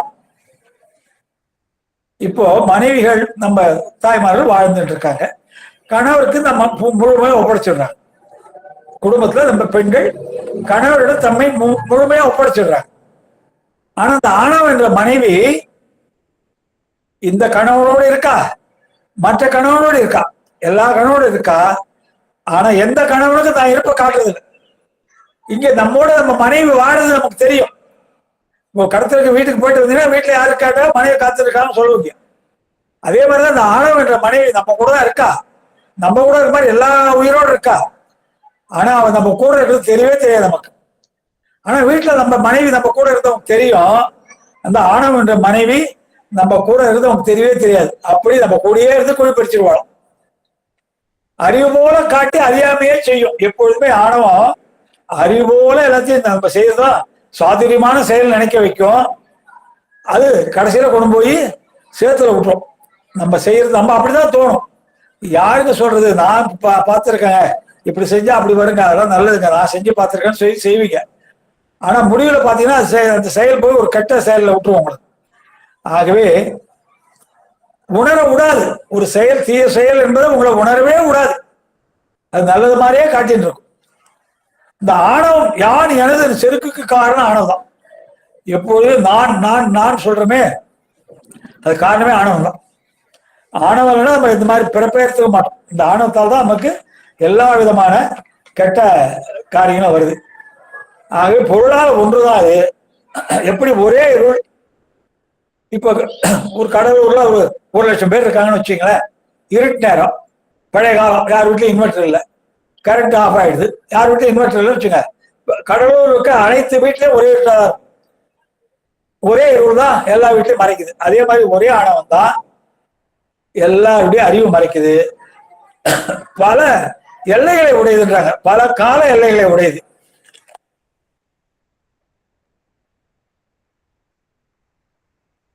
அது எப்படின்னா, நம்ம ஒரு 10 பேர் இருக்கோங்க, என்னிடம் ஆணவம் ஒரு காலத்துல நீங்கும், உங்ககிட்ட ஆணவம் ஒரு காலத்துல நீங்கும், அவங்க கிட்ட ஒரு காலத்துல ஆணவம் நீங்கும்.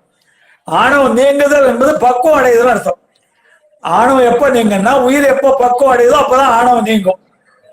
நமக்கு எல்லாரும் அறிவு இருக்கு, எல்லாருமே படிக்கிறோம், புத்தகம் தெரியும், எல்லாமே நாலேஜ் இருக்கு, எல்லாம் தெரியும். ஆனாலும் இப்ப நான் இங்க இருந்து சொல்றேன், நீங்க ஒரு 20 பேர் கேட்டு இருக்கீங்க, 20 பேர் கேட்பவர்களும் நான் சொல்ற கருத்தை அதே பாணியில புரிஞ்சு கொள்கிறா என்பது எனக்கு தெரியாது. ஒவ்வொருத்தரும் ஒரு விதமா புரிஞ்சு கொள்வீங்க. அப்போ நம்ம அறிவு நிலையில வேறுபாடு இருக்கு. நம்ம எல்லாரும் மனிதர்கள் தான், எல்லாரும் படிக்கிறோம், சாஸ்திரம் படிச்சுட்டு வகுப்புலாம் போறோம்.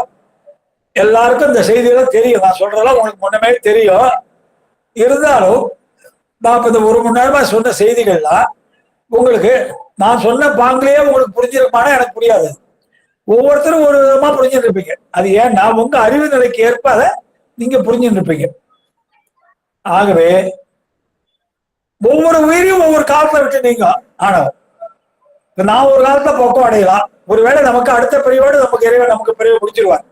நாம எல்லாம் சைவஸ்தான் இருக்கோம், சிவ வழிபாடு பண்ணி வரோம், சாத்திரங்களை படிக்கிறோம், திருமுறைகளை ஓதுகிறோம். நமக்கு பெரும்பாலும் இனிமே வேற எந்த கீழ்பிரிவு தரமாட்டார், சத்தியமா தரமாட்டார். அடுத்தது ஒருவேளை இந்த மனித பிரிவை கொடுப்பார். கொடுத்து இன்னும் கொஞ்சம் அட்வான்ஸா உள்ள ஃபேமிலியில நல்ல ஆச்சாரமான குடும்பத்தை பிறக்க வைத்து உடனே முக்தி கொடுத்துருவார். ஆகவே பக்குவம் என்பது நம்முடைய அறிவு நிலைக்கு ஏற்பாடுதான் அது நடக்கும் பக்குவம். ஆகவே ஆணவம் நீக்கு என்பது எல்லா கிட்ட இருந்தா ஆணவம் ஒரே நாள்ல நீங்காது, பல நிலையிலே நீங்கும். ஏனென்றால் ஒவ்வொருத்தரும் அறிவு நிலை வேறுபாடு. சரிங்க, ஒரே பிரிவில் இந்த இறைவன் நீக்கி இல்லாம ஆணவத்தை ஏங்க பல பிரிவுல நம்ம கூட டிராவல் பண்ண வைக்கிறாரு. ஒரு பிரிவுல நீக்கிட்டு போனா நான் எப்படியே பக்குவம் அடைச்சிருப்பேன், நான் முக்தி அடைச்சிருப்பேன். ஏன் இந்த இறைவனுக்கு வேலை இல்லை? இப்படி 100 பிரிவை கொடுத்துன்னா அவரு டயர்ட் ஆகுறாரு, என்னையும் டயர்ட் பண்றாரு. ஒரு பிரிவுல எனக்கு ஆணவத்தை போய்கிட்டு இருக்கலாமேன்னா ஒரு பிரிவுல போகாதுங்க. இப்ப வீட்டுல ஒரு குழந்தை இருக்கு, 3 வயசு குழந்தை. மழை பெஞ்சு உங்க வீட்டுக்கு எதிர்க்க ஒரே சேரா இருக்கு. நீங்க அடுப்புல வேலையா இருக்கீங்க, அப்பயும் சொல்றீங்க வெளியே போவாரா காணான்னு சொல்றீங்க. அந்த குழந்தை என்ன பண்ணுது? உங்க வீட்டுக்கு இருக்கிற அந்த சேத்துல போய் தான் கையை தட்டின்னு போட்டுன்னு விளையாடுது. நீங்க வந்து பாத்தீங்கன்னா சேத்துல கிடக்குது. ஐயோ குழந்தை சேத்துல இருக்குன்னு சொல்லிட்டு தூக்காந்து குளிப்பாட்டி எல்லாம் ட்ரெஸ் எல்லாம் பண்ணி வேற சட்டை போட்டு சமத்தா உட்காந்துரு, நான் போய் சமைச்சிட்டு வரேன்னு உள்ள போறீங்க. அது என்ன பண்ணுது? பழமே அங்கே சேத்துக்கு போயிடுது. அது மாதிரி இந்த உயிர் ஒரே பிறவில பக்குவம் அடையாது. ஏனென்றால் பல பிறவிகள் வேண்டும். எப்படி ஒரு குழந்தை உடனே அம்மா சொன்னதை உடனே சேர்த்துக்கு போக மாட்டேன்னு அப்படியே நிக்காதோ, அது மாதிரி இந்த உயிரானது ஒரு பிறவிலே பக்குவம் அடையாது, பல பிறவிகள் தேவைப்படும். அப்புறம் ஏங்க இந்த ஆணவம் இறைவனை ஏன் பற்றுவதில்லை, நம்மளை மட்டும் ஏன் பற்றுதுன்னா இறைவன் சூக்கும சித்து. இதுக்கு உதாரணம் என்ன சொல்றாங்க? கடல் வெளியை பற்ற முடியாத ஆணவம், அதாவது உப்பு, கடல் வெளியே பற்ற முடியாத உப்பு கடல் நீரை பற்றுது. எப்படின்னாங்க, இப்போ கடல் இருக்குங்க, கடல் உள்ள கடல் இருக்கு. பீச்சுக்கு போறேன் நான், என்னைக்கு எதிர்க்க நேரா ஒரே தண்ணியா இருக்கு, அதான் கடல். அந்த கடல் எங்க இருக்கு? பூமியில இருக்கு? இல்ல. கடலுக்கு எது இடம் கொடுக்குது? ஆகாயம். ஒரு கூரை போல ஆகாயம் தான் கடலுக்கு இடம் கொடுக்குது. அப்போ கடலுக்கு இடம் கொடுக்கறது எதுங்க? ஆகாயம். இந்த உப்பு இருக்கு பாருங்க, அது ஆகாயத்தை பற்ற முடியல உப்பால, கடல் இருக்க தண்ணி தான் பற்றுது. நான் சொல்ற உதாரணம் புரிஞ்சு சொல்றேன். கடல் நம்ம பாக்குறோம், நம்ம நினைக்கிற கடல் பூமியில இருக்குன்னு, பூமிக்கும் இடம் கொடுக்கறது ஆகாயம் தான். ஆகவே அனைத்தும் ஆகாயத்துல இருக்குன்னு அர்த்தம். நம்ம இருக்கிறது பூரா ஆகாயத்துக்கு தான் இருக்கும் எல்லாரும்.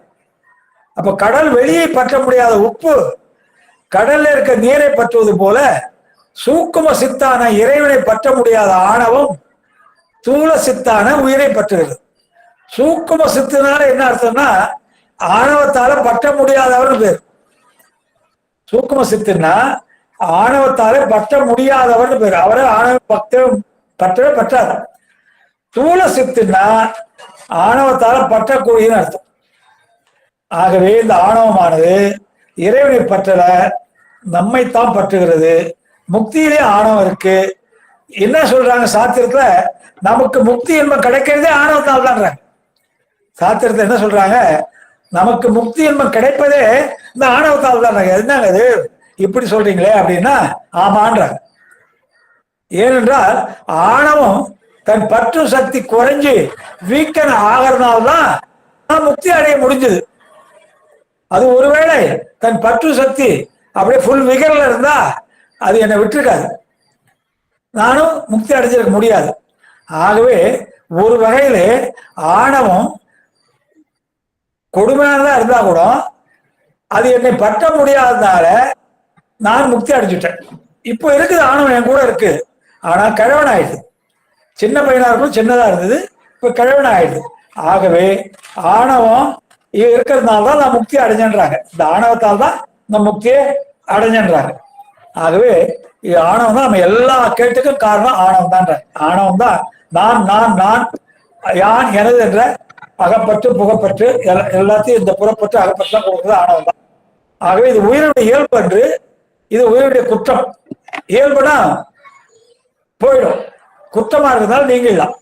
ஆகவே இந்த ஆணவம் இருக்க வரைக்கும் நாம குளிக்க போய் சேறு பூசி கொண்டது போலவும் நேரம் நகட சொல்லி பழத்தை விடுற மாதிரி தான் போயிட்டு இருப்போம். ஏனென்றால் ஆணவம் அப்படிப்பட்ட கொடுமையானது நமக்கு செய்யும். இந்த ஆணவம் இல்லைன்னா நமக்கு கெட்டதே வராது. இவ்வளவு துன்பங்களுக்கு காரணமே ஆணவம் தான். சரி, மாயை எப்படிங்க பலன்றாங்க? பாசம், ஆணவம், கர்மம், மாயை தான் மூணு தான் சொல்றோம். ஆனா இன்னும் ரெண்டு மரத்தை சொல்றாங்க. திரோதானம் மாயையே பலன்றாங்க. மாயை என்பது காரண மாயை, ஆற்றலா இருக்கிறது தெரியாது உங்களுக்கு. மாயை என்பது தனு கர்ணம் போன போகங்கள். தனு என்றால் உடல், கர்ணம் என்றால் கருவிகள், போனம் என்றால் உலகம், போகங்கள் என்றால் வாழக்கூடிய இன்ப துன்பங்கள். தனு கர்ணம் போன போகங்கள், அதுதான் மாயைன்னு பேரு. மாயை என்றால் காரண மாயினா கண்ணுக்கு காரணம்னா கண்ணுக்கு தெரியாதுங்க. காரண மாயினா ஆற்றல் வடிவிலே இருக்கு. இப்ப நம்ம பேசுற டிவியில பாக்குறோம். நான் இங்க பேசுறத என் உருவத்தை நீங்க அங்க பாக்குறீங்க. இது எதாவது நடக்குது? ஆகாயத்தான் நடக்குது. ஆகாயத்துடைய ஓசை, அந்த ஓசையை வச்சு நம்ம பேசுறத ஒளி அலையா மாத்திடுறாங்க. மாத்தி உங்களுக்கு படமா தெரியுது. அது மாதிரி இந்த மாயை காரண மாயை ஆற்றலா இருக்கிறது. மாயையம் என்பது தனு கர்ண போன போகங்கள், அதனால மாயைன்றாங்க. அதே மாதிரி திரோதானம் எப்படிங்க மலம்னா, திரோதானம் இறைவனுடைய சக்தின்னு சொல்றோம். அது எப்படிங்க மலம்னு சொன்னா, திரோதான சக்தி ஆதி சக்தி தான் திரோதான சக்தியா வருது. மொத்தம் 5 சக்தி இறைவனுக்கு: பராசக்தி, ஆதிசக்தி, இச்சாசக்தி, ஞான சக்தி, கிரியாசக்தி. இந்த ஆதிசக்தி தான் திரோதான சக்தியா வருது. இது என்ன பண்ணுதுன்னா, நம்ம கிட்ட ஆணவம் ஆல்ரெடி இருக்கு, ஒரு கெட்ட பொருள் நம்ம கூட சேர்ந்து இருக்கு. இந்த திரோதானம் என்ன பண்ணும், இந்த ஆணவத்தை இன்னும் கொஞ்சம் தூண்டி விடும். குரங்கு எப்பயும் சேஷ்ட பிடிச்சது, அந்த குரங்கு இன்னும் கொஞ்சம் ஒரு 1/4 பாட்டில் பிராந்தி வாங்கி கொடுத்தா என்ன இருக்கும், அந்த மாதிரி நம்ம கிட்ட இருக்க ஆணவம் முதல்ல கெட்டது. அது இந்த திரோதான சக்தி என்ன பண்ணுது, நம்ம கிட்ட இருக்க ஆணவத்தை இன்னும் கொஞ்சம் தூண்டி விடுது. என்ன தூண்டி விடுது? உலகத்தையே பார்க்க வைக்குது, இறைவனை பார்க்க வைக்க மாட்டுது. உலகத்தையே நோக்க வைக்குது. அது ஏங்க அப்படி? இறைவனை தான் பார்க்க வைக்கணும்னா அது எதுக்குன்னா, சினிமாவில் பார்த்துருப்பீங்க, இந்த புராண கதையில இந்த பக்த மார்க்கண்டையெல்லாம் வரும். கேட்பார் நாரதர், மகாவிஷ்ணு கேட்பார், அந்த இரண்டே கசு எப்போ அழிவு வரும் அப்படின்னு கேட்பார் நாரதர். அவர் பரமாத்மா என்ன சொல்லுவார், எவ்வளவுக்கு எவ்வளோ அவன் என்னை பத்தி தூத்துக்கிறானோ அவ்வளவுக்கு எவ்வளோ சீக்கிரம் அவனுக்கு அழிவு வரும்ன்றார். அது மாதிரி இந்த திரோதான சக்தி என்ன பண்ணும், நம்ம கிட்ட ஆணவத்தை தூண்டி அதிகமா செயல்பட வைக்கும். செயல்பட செயல்பட நம்ம உலகத்திலேயே நோக்கி போயிட்டு. இப்படி ஏதோ ஒரு காலத்துல நமக்கு அடாடா நம்ம தப்பான வேலை இருக்குமே, இதெல்லாம் தப்பாச்சே சொல்லி அப்பதான் நம்ம கோயில் பக்கம் போவோம், கோயில் தொண்டு செய்வோம், இந்த சாஸ்திரத்தை படிப்போம், திருமுறை படிப்போம், இந்த நிலைக்கு வரும். அப்படி வரும்போது திரோதான சக்தி என்ன பண்ணுது, ஆணவ மரத்தை ஊக்கிக்கிற சக்தி அருள் சக்தியா மாறிடும். நம்ம நல்லபடியா வரும்போது அதுவே நல்ல வாகீசியா மாறி, வாகீசனா மாறி நமக்கு அருள் பாதிச்சிடும். ஆகவே கர்மம் மாயத்தை, அந்த மாயனுடைய காரியங்களை மாயைன்னு சொல்றோம். மாயை என்பது காரண மாயை, ஆற்றல் வடிவில் உள்ளது. மாயை என்பது தனுகரண போன போகங்கள். திரோதான சக்தி என்பது அது ஒரு அருட்சக்தி, ஆதிசக்தி. அது நம்முடைய அறிவை தூண்டி, ஆணவ மரத்தை தூண்டி கெட்டதிலேயே செலுத்தி கொண்டிருக்கோம். எப்பயாவது ஒரு காலத்துல நம்ம இந்த மாதிரி செய்ய செய்ய நமக்குள்ளே ஒரு விழிப்பு வரும். நம்ம கெட்டதெல்லாம் நம்ம செஞ்ச தப்பு என்று உணர்ச்சி வரும். அந்த நேரத்துல அதுவே நமக்கு அருட்சக்தியா மாறி நமக்கு நல்லது செய்யும். ஆகவே இந்த ஆணவம் எப்போதுமே நமக்கு கெடுதலாம் செய்யும். இது ஆணவம் உயிரின் குணம் என்று, இது குற்றம். இது நீங்கள்தான் நமக்கு பரிபாகம். ஆணவம் நீங்களாலே நம்ம கர்மம் செய்ய மாட்டோம். ஆணவம் பரிபாகம் ஆயிட்டாலே நம்ம கெட்டது செய்ய மாட்டோம். நம்ம செய்யற கெட்டதெல்லாம் எதாவது செய்யறோம், ஆணவத்தால செய்யறோம். என்ன அப்படி சொல்லிட்டாரு அவரு, நான் பாக்குறேன் ஒரு கை அப்படின்னு நம்ம நான் சொல்றோமே, ஆணவத்தாலும் செய்யறோம். ஆகவே ஆணவம் இல்லைன்னா நமக்கு கெட்டதே வராது, துன்பமே இல்லைன்றாங்க. ஆணவம் என்றால் துன்பம் ஏன்றாங்க. ஆணவம் இல்லைன்னா நமக்கு துன்பமே இல்லை அப்படின்ட்டாங்க. ஆகவே நம்ம கூட இருக்க சகஜ மலம் ஒரு அறிவை மறைத்து கொண்டிருக்குது, ஆவார சக்தியா இருக்கு. தனகரண போகம் எடுத்த பிறகு கீழ்நோக்கி செலுத்துது. பக்குவம் அடைய அடைய ஆணவம் பரிபாக அடையும். இறைவெடுப்பு மலம் பரிபாகம், இறைவெடுப்பு வர வர உங்களுக்கு ஆணவ மலம் தேய்ந்து கொண்டே வரும். ஆகவே இந்த ஆணவத்தை சைவ சமயம் மட்டும்தான் ஒத்துக்குது, மற்ற சமயங்கள் ஆணவத்தை ஒத்துக்கொள்வதே இல்லை என்ற அளவிலே சொல்லி இதுக்காக நம்ம ஆணவத்தை பற்றி முழுமையாக சிந்திச்சுட்டோம். அடுத்த வாரம் நாம வியாழக்கிழமை கர்மத்தை நாம் சிந்திக்கிறோம் என்பதை சொல்லி இதுக்காக முழுமை காத்தாடியன்னு சொன்ன செய்திகளை கேட்ட பெருமக்களுக்கு நன்றி கூறி இந்த அளவிலே நிறைவு செய்கிறேன். நன்றி, வணக்கம்.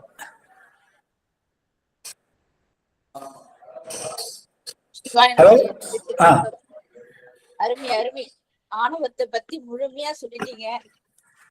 உண்மைதாங்க. இதெல்லாம் நம்ம தெரிஞ்ச விஷயம் நிறைய இருக்கு. இதுல நீங்க சொன்ன கருத்து எல்லாம் நிறைய இருக்கு. அவ்வளவு அழகா விளக்கம் எடுத்து கொடுத்தீங்க அந்த ஆணவத்துக்கு. சிறப்பு சிறப்பு.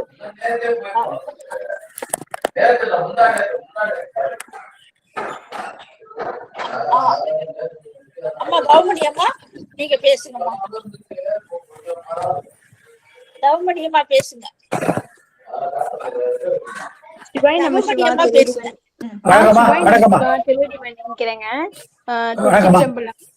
ஐயா, நிறைய அருளாளர்கள் ஆணவ மலத்தை பத்தி சொல்லியிருக்காங்க. ஒவ்வொருத்தரும் சொல்லும் பொழுது ஒவ்வொரு பரிணாமம்.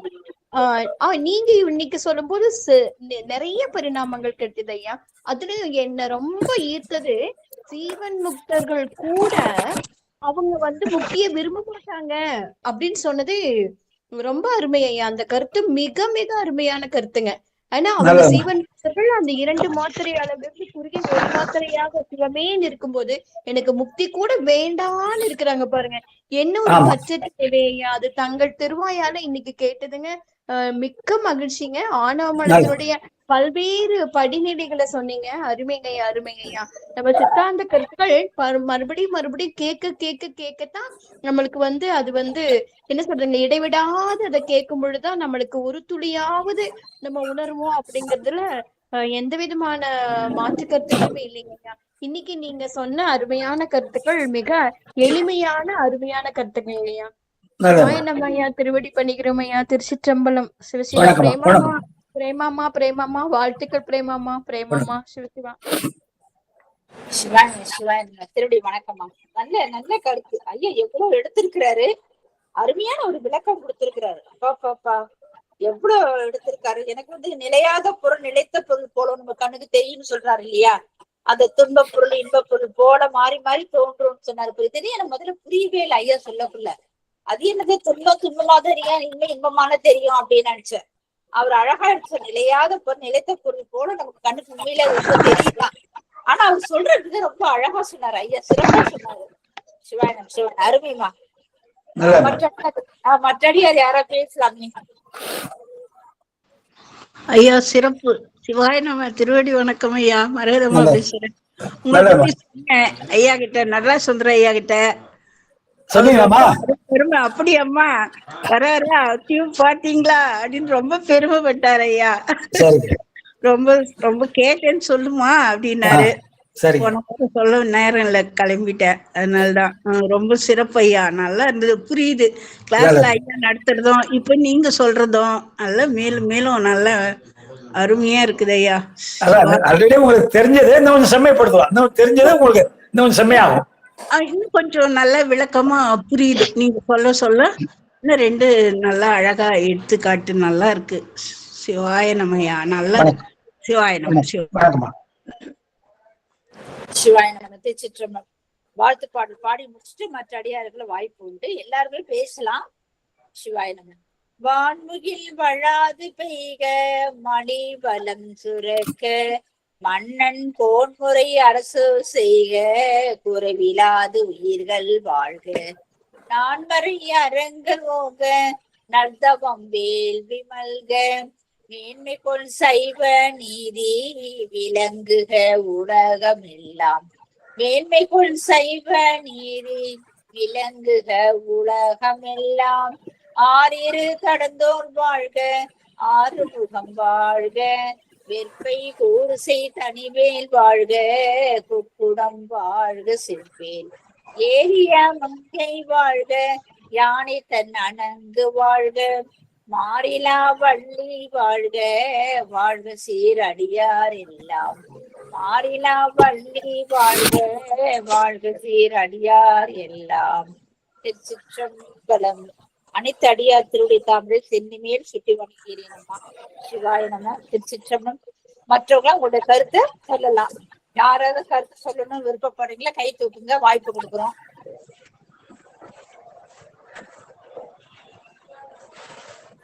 யாரோ பேசுறியா? சிவாய நம. திருவடி வணக்கம்மா. திருவடி வணக்கம் ஐயா. திருச்சிற்றம்பலம். வணக்கம்.